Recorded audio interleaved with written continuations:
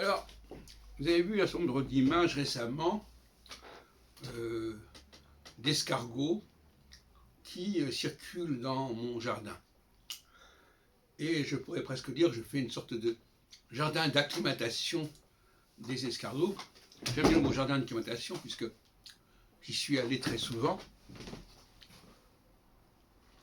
Et que c'était à Porte-Maillot, avec le petit train, etc., dans le bois de Boulogne. Et là, donc, je m'occupe de l'acclimatation des escargots dans mon jardin, ce qui est tout à fait jouissif, parce que ça donne une vie à ce jardin. On a l'impression que ce jardin a été fait pour les escargots, en vue des escargots, que je filme, justement. Mais ce n'est pas uniquement cela. C'est aussi l'idée selon laquelle j'essaie de me mettre dans la peau de ceux qui sont intervenus dans notre planète, si vous voulez. Parce que de la même façon que moi j'interviens dans la vie de ces escargots, je pense que certains dieux sont intervenus dans notre propre vie et ont créé des cadres, des structures d'accueil qui n'étaient pas du tout naturelles.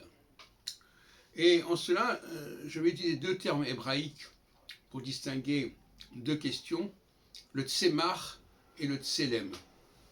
Alors, le tselem est bien connu, c'est l'image dans le premier chapitre de la Genèse.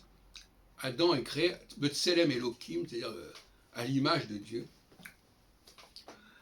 Et ça a d'ailleurs donné en hébreu moderne le tsilum, c'est-à-dire la photographie, la matslema, c'est-à-dire la caméra. Et puis il y a le tsemar. Tsemar, c'est simplement la plante qui croît, qui grandit, etc. Et d'une certaine manière, nous vivons dans un monde qui mélange, qui combine le tselem et le tsemar. Le tsemar, c'est ce qui appartient à la première création, si on peut dire. C'est quelque chose qui n'a pas cessé de se développer, d'évoluer. Et le tselem, c'est quelque chose qui est de l'ordre de l'imitation de la création. Quelque chose d'artificiel.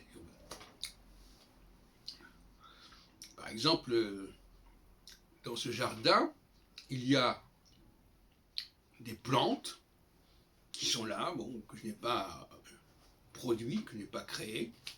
Et puis il y a des objets. Et ça, les objets, c'est le tselem. C'est des choses qui ont été inventées par les hommes et qui ne sauraient se confondre avec une plante ou une fleur. Et puis entre les deux, il y a aussi des branches mortes, il y a une sorte de choses. Bon. Et donc ces escargots, parce que j'en amène toujours, il y en a toute une colonie qui est en train de s'installer, ces escargots, eh bien, ils vivent à l'intérieur de ce modèle qui est à la fois naturel et artificiel.